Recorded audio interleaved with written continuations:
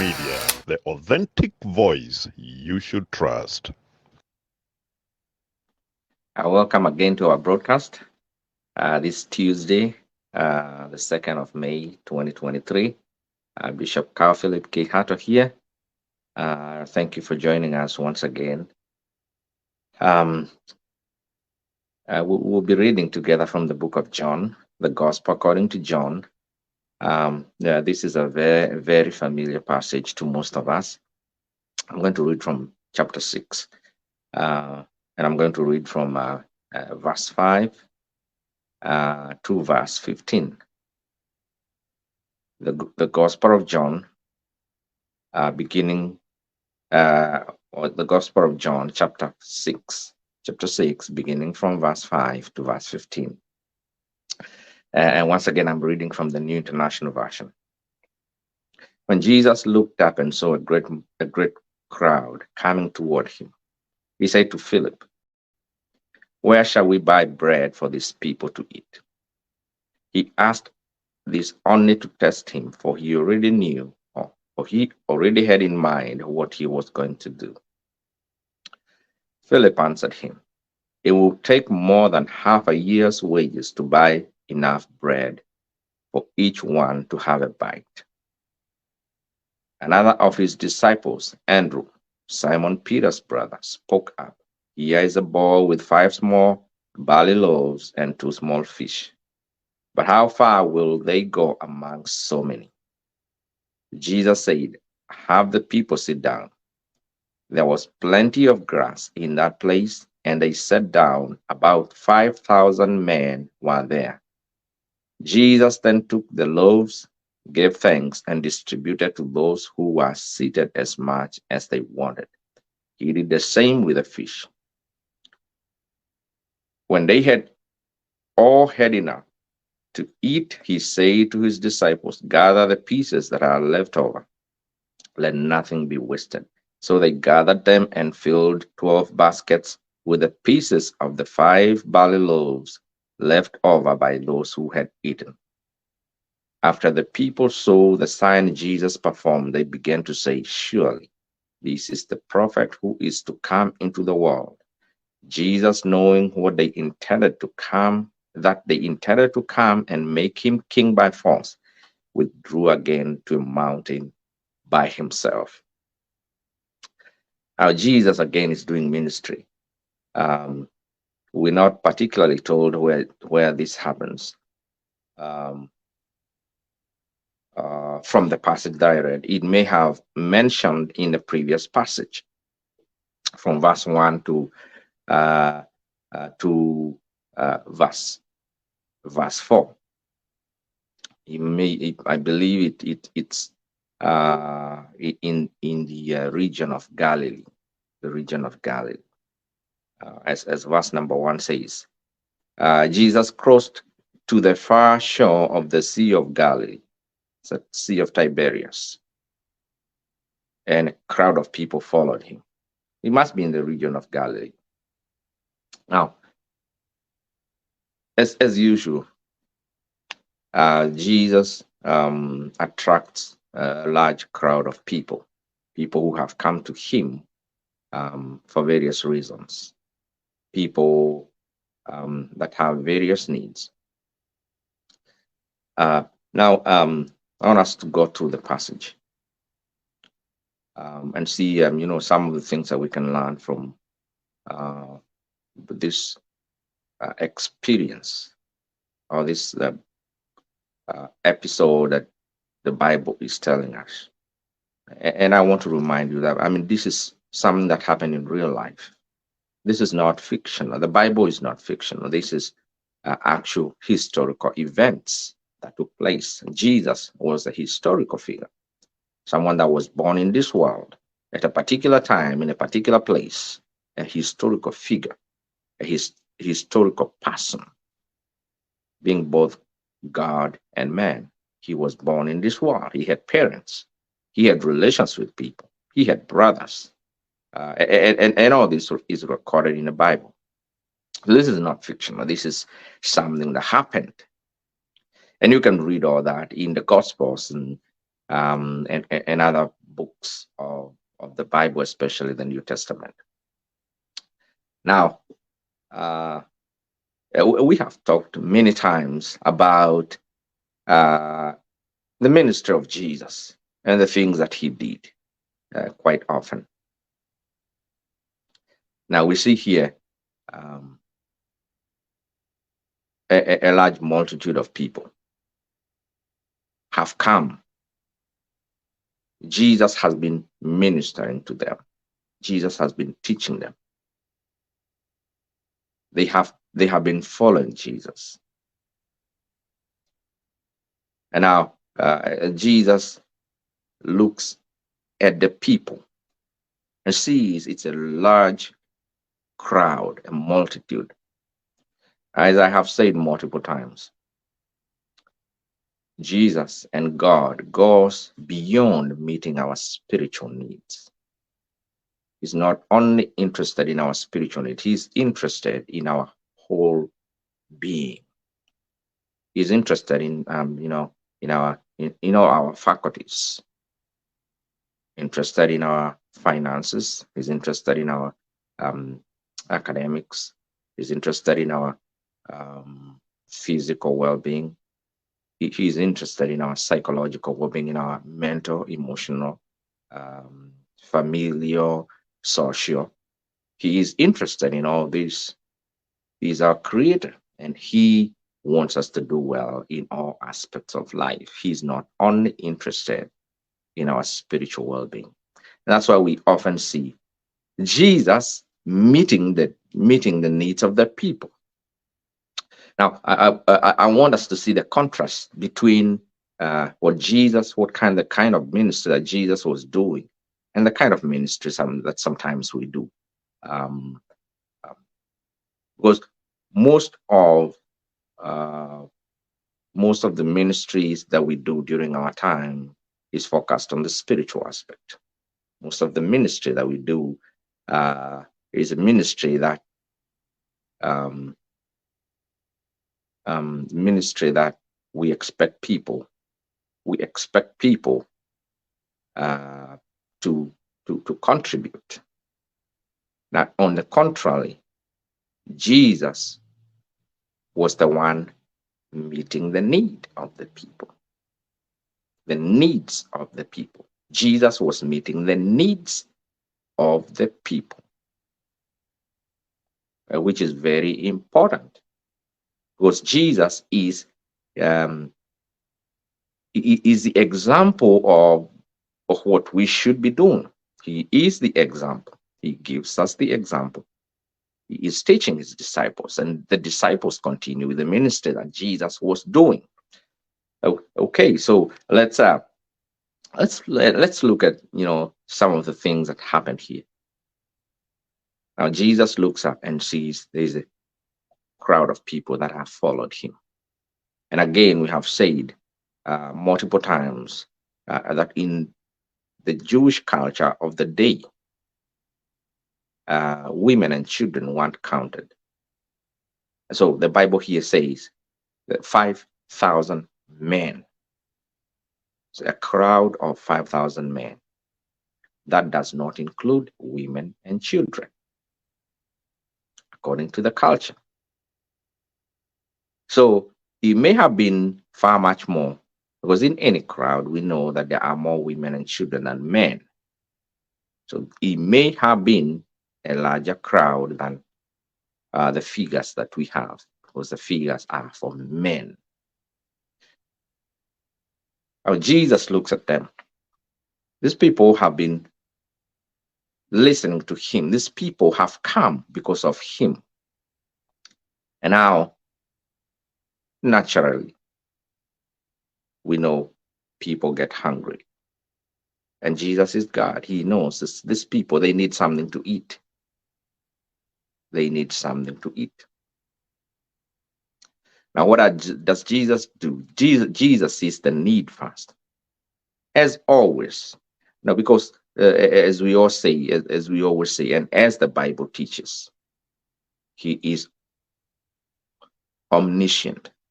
Being God, he is omniscient, all knowing. He is all knowing. He knows these people are hungry.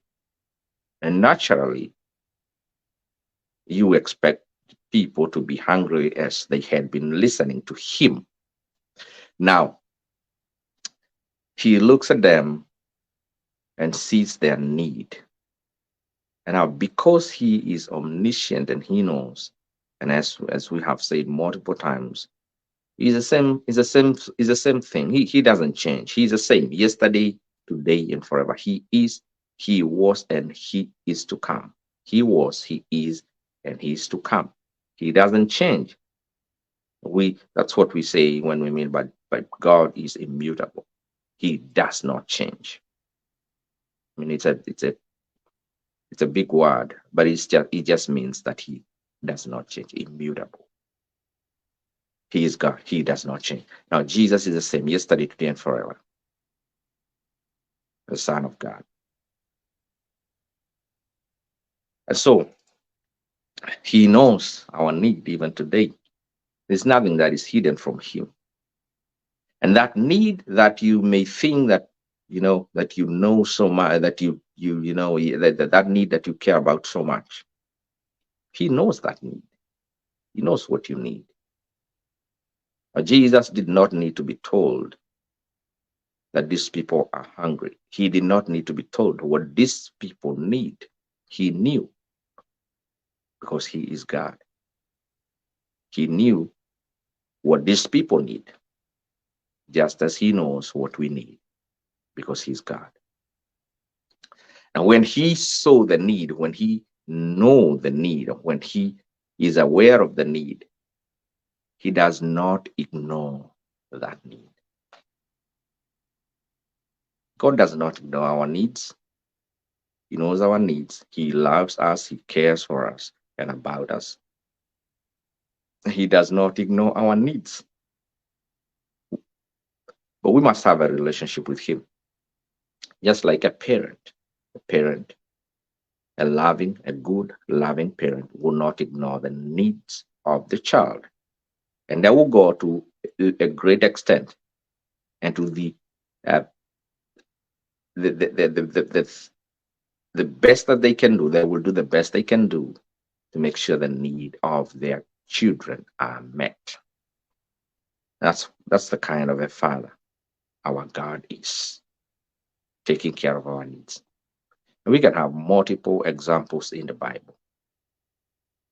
And even without going far, we see God chose a certain people, the Israelites, from um, from Jacob, their father, and we see how he continues and how he relates with them, how he delivers them from Egypt, meeting that need. They had cried to him for many years, and he meets that need. And then they leave Egypt, where they had been slaves for hundreds of years, and he continues to go with them. They come to the Red Sea, another need, and God knows and he sees the need and he meets that need again. They need food in the wilderness. He rains down manna for them. They need water to drink. He instructs Moses how to get the water to drink. They encounter opposition in the wilderness. God again meets the need. I mean, continually, God meets the needs of his people. He does not ignore the needs. Now, sometimes we become impatient because we want God to meet our needs instantly. Instantly. We know that's often what that's not what often happens. God, um, God's timing is the best. Sometimes His timing is not the same as our timing. His time is different from our time, and so when He meets the need, or when He chooses to meet that need, is different from when we want Him to meet the need. And we live in a world that believes in instant things, instant coffee, fast food, where you just go by the drive through and get whatever you want instantly, eating in a buffet where the food is already prepared. And most of the time, we have no patience. We don't want to wait. It's interesting, even when when you're using your phone and it's buffering, you get impatient, even for a few seconds. You want it to be instant. That's the kind. That's the kind of world that we're living in. But God does not operate that way. We must have patience. We must have patience, and God expects us to be patient. And so, when we have a need, sometimes God delays. It seems as if He delays, but His time is perfect. He comes at the right time. At the right time. Now, consider the people, the Israelites in Egypt. For how many years were they in Egypt? Hundreds of years. But He came and delivered them eventually. So God's time is the best.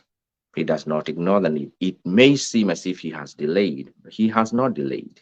He's coming at His right and appointed time. Right and appointed time. He's God. He will not ignore our need. He will not ignore your need. He will meet your need at His right time. Now, Jesus sees the need.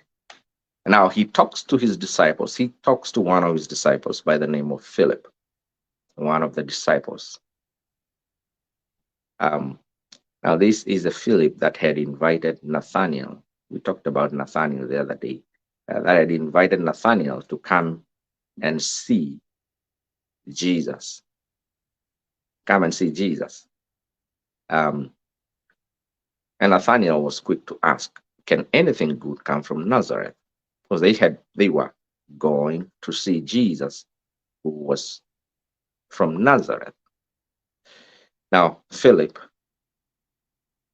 Jesus asks Philip the question, "Where will we find food that these people may eat?" And Jesus wants to meet the need. But as we see multiple times, when Jesus is doing ministry, He is not only doing ministry to other people, but He is teaching His disciples.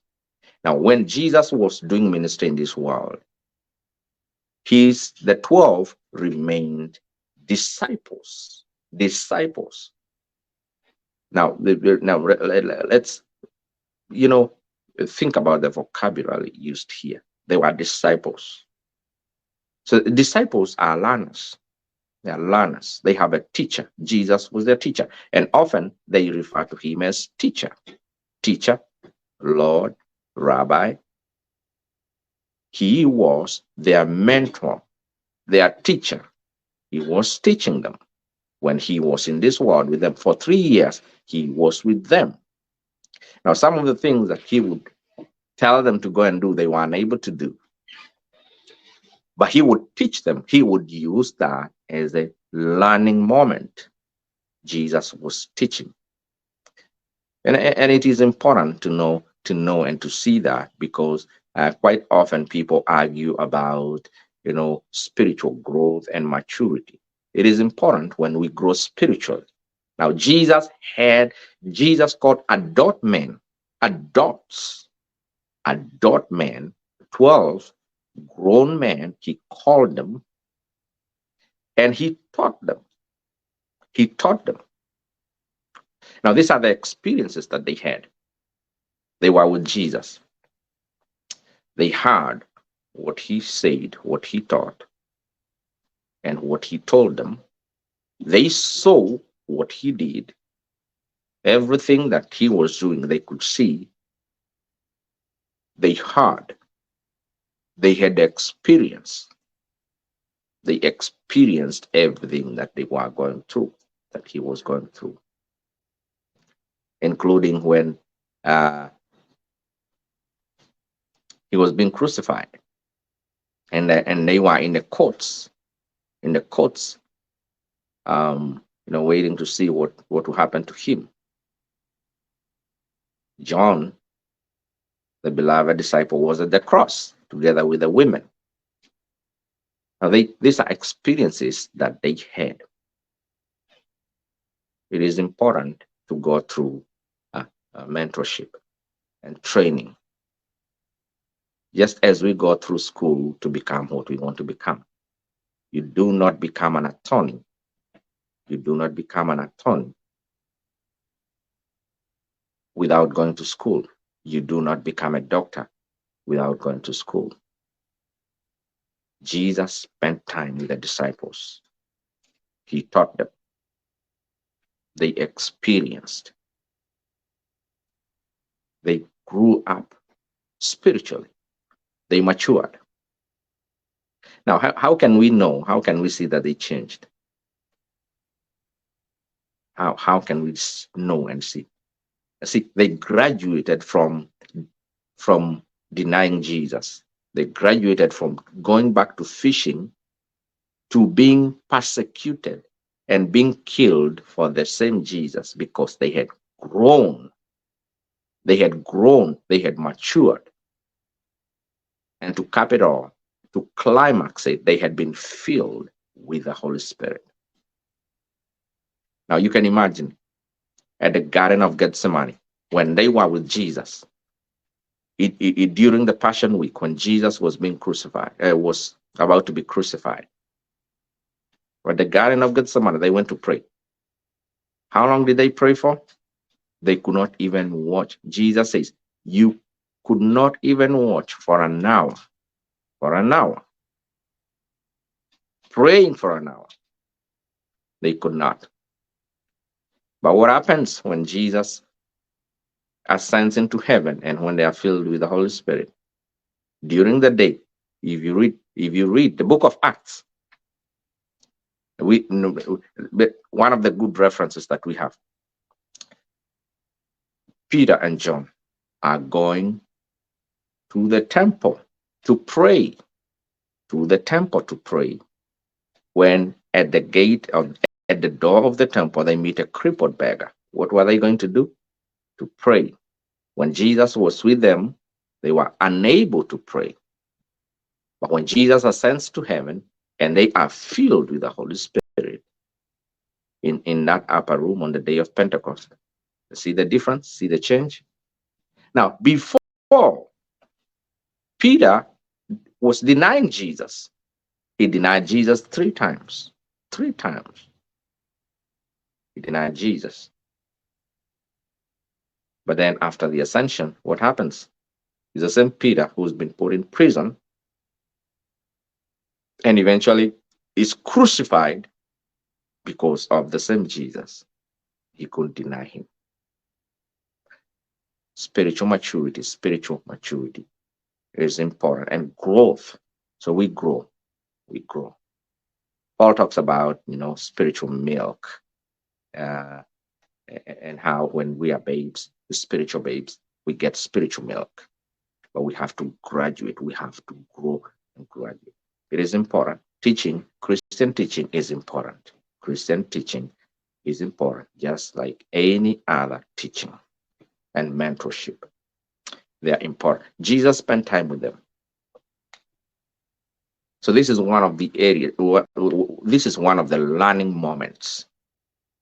Jesus asked one of his disciples, Phillip, where shall we buy bread? Where shall we buy bread? Now, see, the disciples, they are, natural. They're natural because they are human. So now they are natural. They think naturally, humanly. But Jesus is God. Now, Jesus knew what he would do, even when he was expressing this question to them, even when he was asking them, he already knew what to do. Now, Philip says, where can we get enough bread? Being natural, he says, a half an year's wage is not even enough for each one of them to have a bite. Not to eat to their full or to their fill, but to have a bite. Thinking naturally. But Jesus knew what he would do. Now, when we move on, we see now Andrew says, there is a boy here with 5 barley loaves and two fish. Two, five small barley loaves and two small fish. But then he continues to say, but what are these in the midst of all these people? Now Jesus asks for that food to be brought. Now see, there was a small boy in that crowd. All the other people came unprepared. They had no lunch. But this boy left home, going to this great crusade, great conference of Jesus. And he came prepared. Now, I don't know what if he was going to the meeting when he left home or he was being sent by his mother. Small boys, they have a mind of their own, and quite often they don't do what they are told. However, he showed up in the meeting and he was there with his lunch. All the other people didn't have their lunch, didn't have their meal. And Jesus says, give it to me. And he gives thanks. Jesus gives thanks. He gives thanks. And then he distributes to his disciples to give to the people.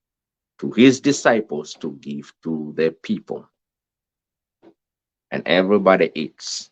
5,000 men, they all eat. And then Jesus says, let nothing be lost. God doesn't like wastage. He doesn't like waste. He says, let nothing go to waste. Gather up the leftovers.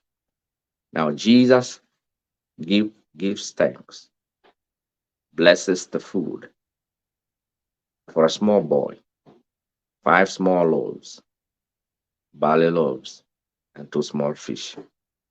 He gives thanks and he uses the same. He that food, multiplies that food, and meets the needs of at least 5,000 men. 5,000 men. That's what God can do. Now, um, a few things that I want to remind us here is the fact that there will always be need in this world. There's always need in this world. There's always need. Humans always have need. People always have need. They have spiritual need, have physical needs, have mental needs, emotional needs. People often have needs. People have needs. And because people have needs, God has commissioned us to be out there and be the difference in their lives, to be a difference in this world. God has called us to go and be, in the words of Jesus, he said, you are the light of this world. The words of Jesus, you are the light of this world. He expects us to light up the lives of people, just as he did. Then how did Jesus light up the lives of people, the lives of people? He healed the sick. He fed the hungry. The blind could see, the deaf could hear, the cripples could walk. He lightened up the lives of people. And he expects us to be the same, light up the lives of the people. And he goes beyond that, but he says, you are the salt of the earth. Now, salt adds taste, makes food taste better, makes food have taste. Now, these are things that God expects of us when we are in this world. There is need. People have need. People have need. People have financial needs, economic needs, academic needs, all these needs that people have in the world. Just as they did during the days of Jesus, just as they did during the time that we are reading, Jesus ministering to 5,000 men. There is always need in this world. But what can we do? What can we do? What can we do? Jesus said, the harvest is much. The harvest is great, but the laborers are few. God wants us to be co-workers with Him in His vineyard, to be co-workers with Him in His vineyard. Now, what can we see? Now, we are ambassadors of Jesus Christ in this world. He has chosen us. He has placed us where we are to be light in this world, to be salt in this world, to be His ambassadors. But what does He use? He uses us and what we have. He uses us and what we have. And I'm going to say that multiple times. God uses us and what we have. God uses us and what we have. And that's why I'm asking you today, what do you have? What do you have? Because God uses us to meet the needs of others with what we have. God uses us to meet the needs of others with what we have. Now, for God to use us to meet the needs of others with what we have, we must first surrender it to Him. Now let us go step by step. Now, the disciples say, here is a boy. There is a boy here with 5 small barley loaves and 2 small fish. And Jesus says, give it to me. Give it to me. Why? Now, this is what I want you to see. Now, God has given us many things. God has given you finances. God has given us talents and gifts. God has given us, a brain and a mind to think, and eyes to see, ears to hear, hands. God has given us all these things. And God uses what we have, what He has already given us. That's what God uses to meet the needs of others. The needs of others. Now, Jesus says, bring that food to me. Now, when there's 5 small barley loaves and the 2 small fish were in the hands of the small boy, when it was in the hands of the disciples, it was enough food for 1 small boy. It was enough food for 1 small boy. And I want you to know, because this is important. We like to hold on to what we have. We like to hold on to what God has given us. Now see, when this lunch of 5 barley loaves, small 5 barley loaves, and 2 small fish, when it was in the hands of the small boy, when it was in the hands of the disciples, it was just enough for 1 small boy.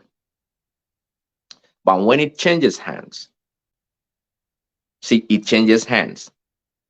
When it gets into the hands of Jesus, it is not only enough to feed 1 small boy. It is enough to feed that 1 small boy and 5,000 more men and women and children.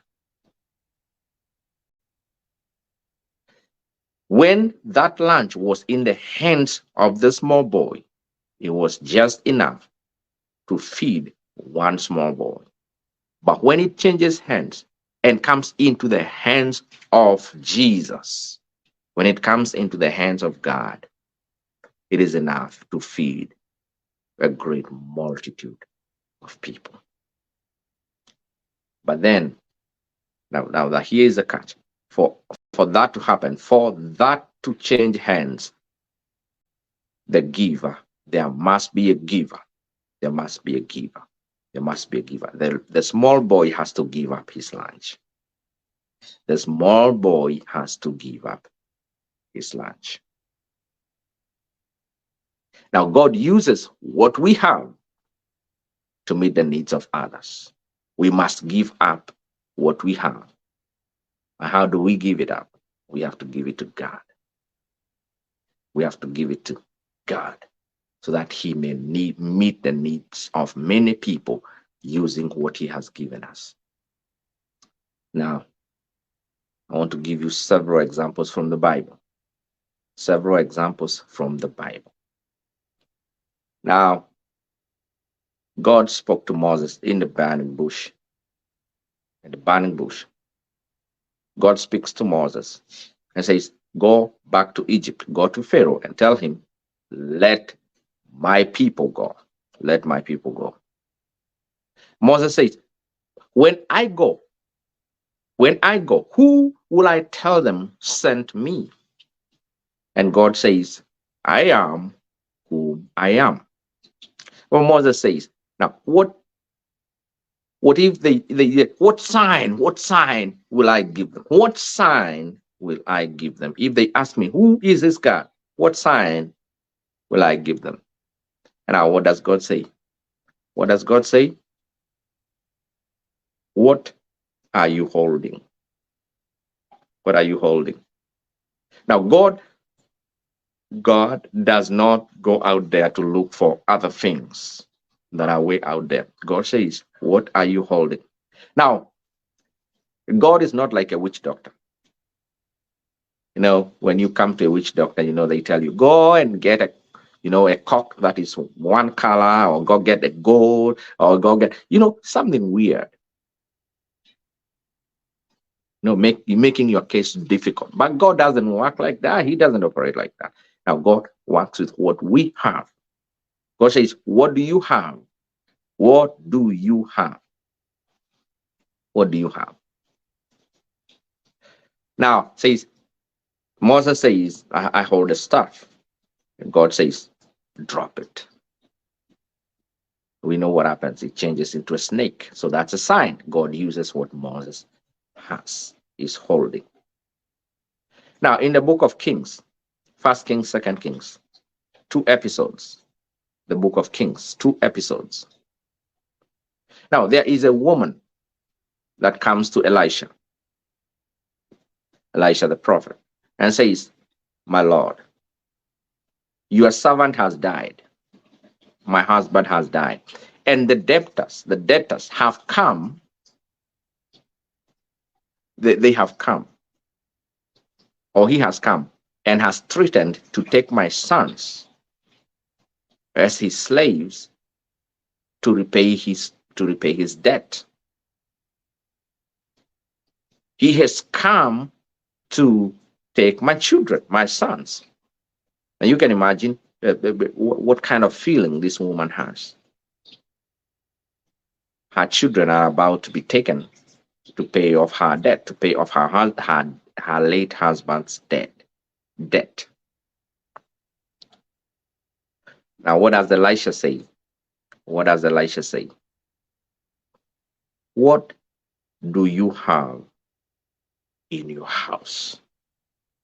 What do you have in your house? What do you have in your house? And the woman says, "I only have a little oil in a jar." A little oil in a jar. God uses what we have. God uses what we have to meet our own need and the needs of many others. God uses what we have to be a blessing to us and many others that have need. But we have to give up what we have. Now, Elisha says, "Now go and borrow containers from the village, and then come and lock yourself and your sons in your house, and pour a little oil in every jar. Pour a little oil in every container."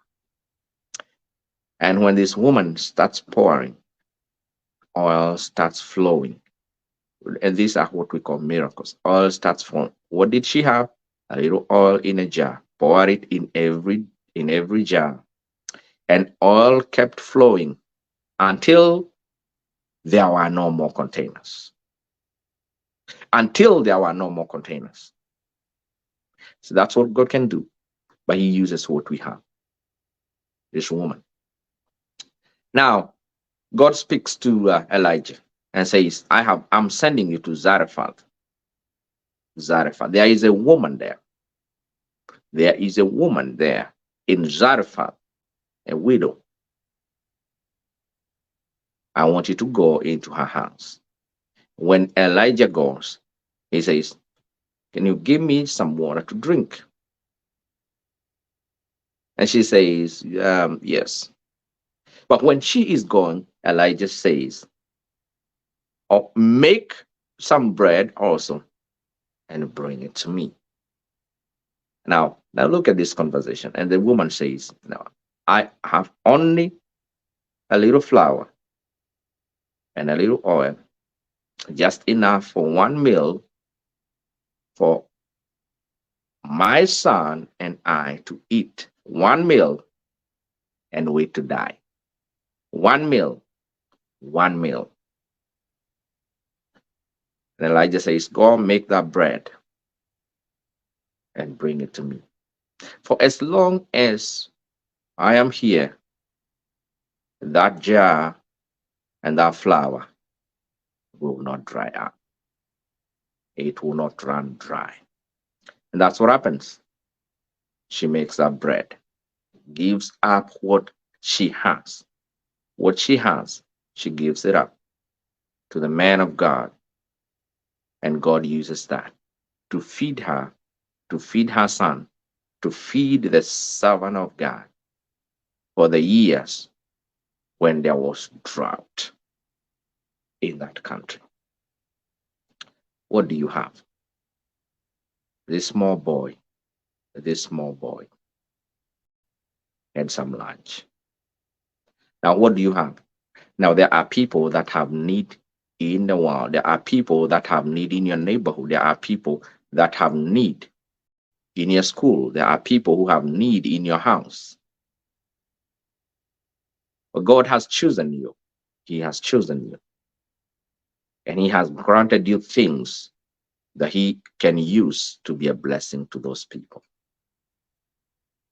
He has chosen you. He has given you things that He can use to be a blessing to those people. Now, remember, when these things are in our hands, they are just enough. They may not even be enough for ourselves. You know, the little money that God has given you, it may not even be enough for yourself and your needs. The little that you have may not even be enough for yourself and your needs. But when you bring it into the hands of the Lord, when you bring it into the hands of the Lord, everything changes. Everything changes. And just as we have seen, the examples that we have seen, those examples that we have seen, what do you have that God can use to meet the needs of others? That God can use to be a blessing? God can use to bless other people? What do you have? Now, Jesus spoke and said, if you have faith as little as a mustard seed. So you may not have material things. You may not have finances. You may not have big things.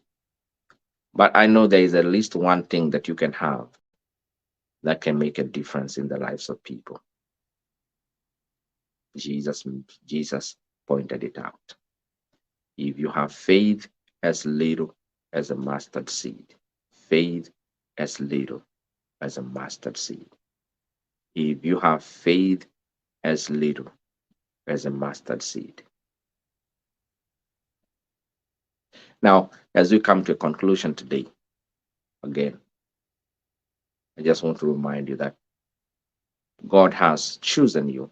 He has anointed you. He has commissioned you to be an ambassador in this world, to make a difference in the lives of people.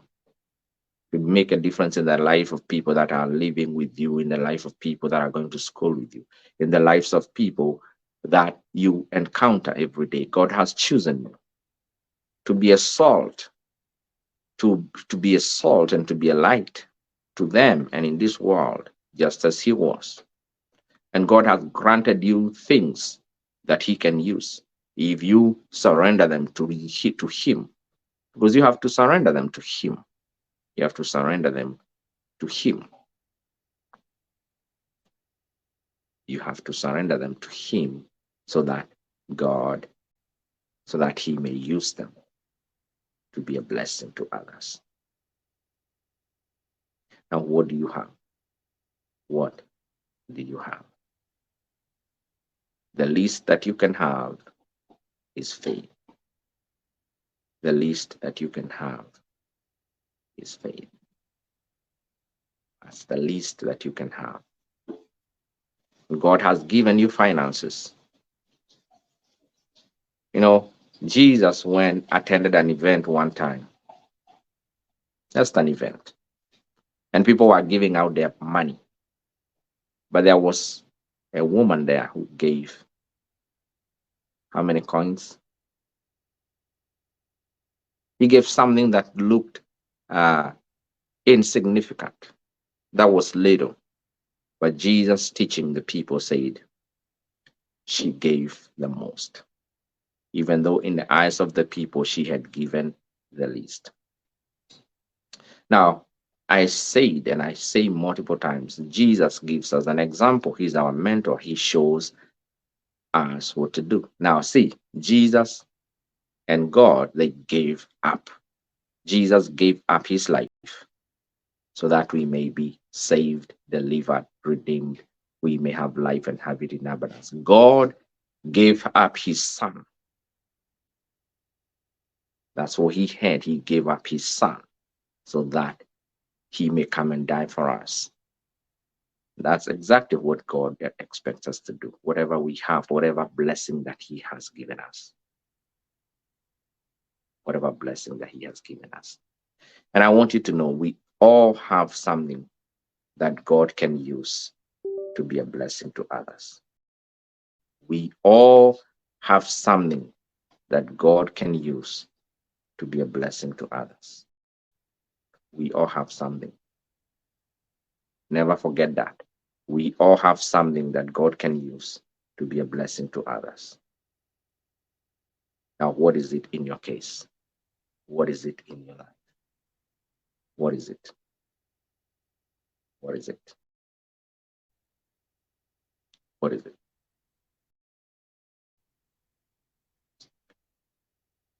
If it remains in your hands, it will not even be enough for your own needs. But if you bring it to him, he can use it to be a blessing to you and others. Maybe your talent, maybe your gift, it may be your money, your finances, maybe that little flower that you have in your house. Flower. Maybe that little food that you have in your house that God can use. Whatever it is, God can use it to meet the needs of many. And again, the least that we can have is faith. Because if we have faith as little as a mustard seed, then we can do wonders and we can do great. Thank you for joining me. This is Bishop Carl Phillip Kihato, coming to you on this broadcast of Light on the Mountain Hour in the waves of Double M Global Media here in the United States. We meet here every Tuesday. We want to thank our CEO, Pastor D, and Evangelist Mercy Agnes for giving us this resource and being a blessing to us. Until we meet again next week, God be with you. God bless you. And thank you for tuning in.